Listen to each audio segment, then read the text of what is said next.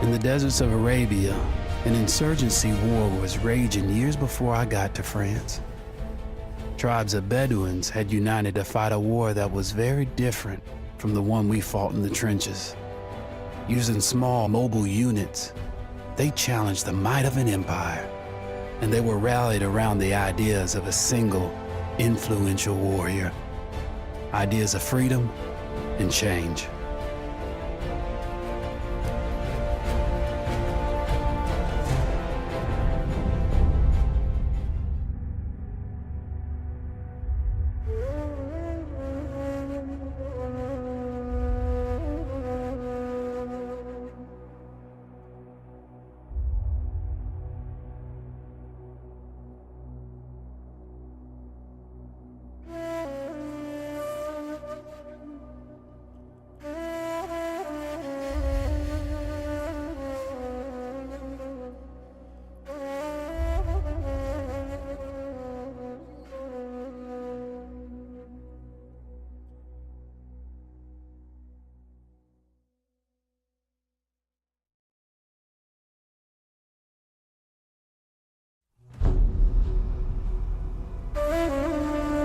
The Arabian Desert, a vast ocean of drifting sands and scorched, sun-baked rocks. Beneath these endless dunes, oil, the lifeblood of our new mechanical century.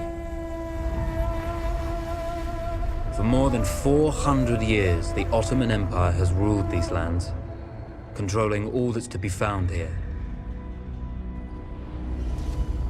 But the Ottomans do not rule unopposed. Small bands of Bedouin rebels have united to overthrow the empire. They strike without warning and then vanish into the desert. Fighting alongside them is a lone British officer whose exploits have earned him wide renown. The world has taken to calling this man Lawrence of Arabia.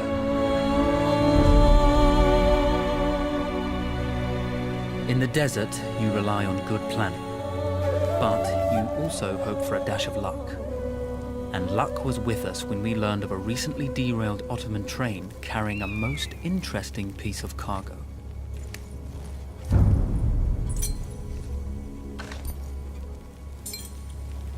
A small patrol had joined the Ottomans who survived the crash. Together, they guarded the wreckage and waited for reinforcements.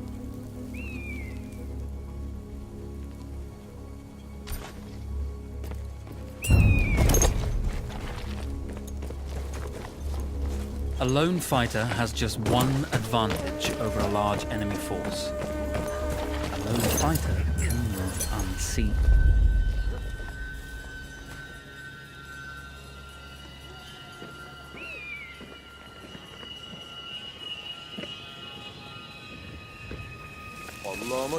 Cry havoc, let slip the dogs of war.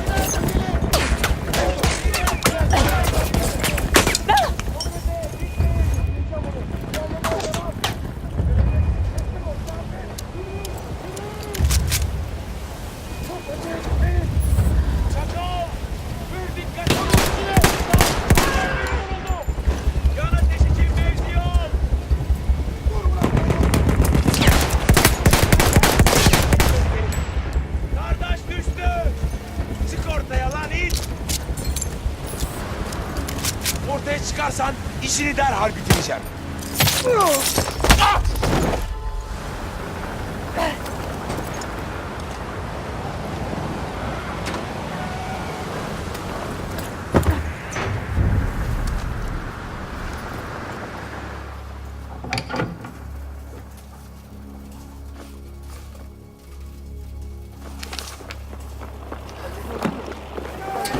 Vaziyetini bozma. Come out! It's over.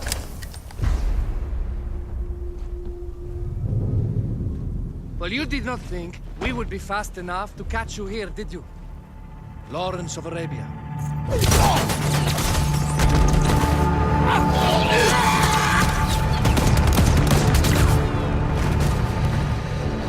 Actually, I was rather depending on it.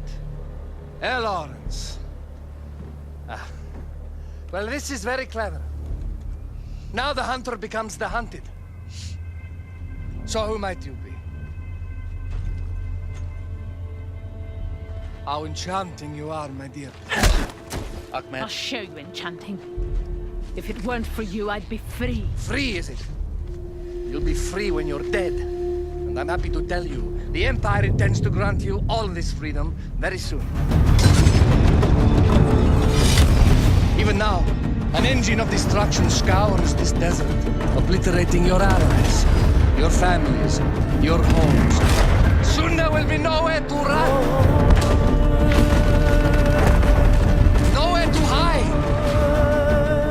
Soon all that you know, and all that you love, will be ashes. You will all be free to die. Oh. Ah, you animal! Zara. Oh. Now I understand that you would like nothing more than to strip the flesh from that man's feet and send him off into the desert naked to die. But think about it. You're right. I'm sorry. My friend here, she can be a little brusque. You're going to tell me how to lie to your train so we can lure it into a trap and destroy it. Impossible. To even begin to talk to that train, you would need an entire book of communication codes. Oh, like this one, you mean? You can never stop the progress of machines. One day, the whole world will take your lands and the precious black gold beneath its sands. We shall see, my friend.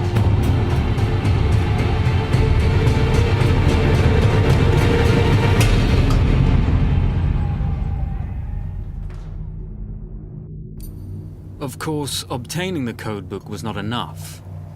To destroy this Iron Dragon, this Canavar, as the Ottomans had named it, we had to send it 3 encrypted messages telling it to stand down. There were Ottoman outposts scattered along the railroad tracks. The commanders there carried high-priority message capsules. We had to use those to send our orders. Infiltrating the village wouldn't be easy. A full detachment of Ottoman soldiers had occupied it. The Ottomans had chosen an isolated location for their desert outpost. It seemed lightly defended. It was also well stocked with arms and equipment. The ancient ruins were all that remained of a civilization now lost to time. The Ottoman Empire brought in the modern world with a host of armored vehicles and field guns. 3 commanders to eliminate, 3 personal message capsules to be stolen, and then sent with our false orders. How Zara tackled this dangerous and audacious mission was up to her.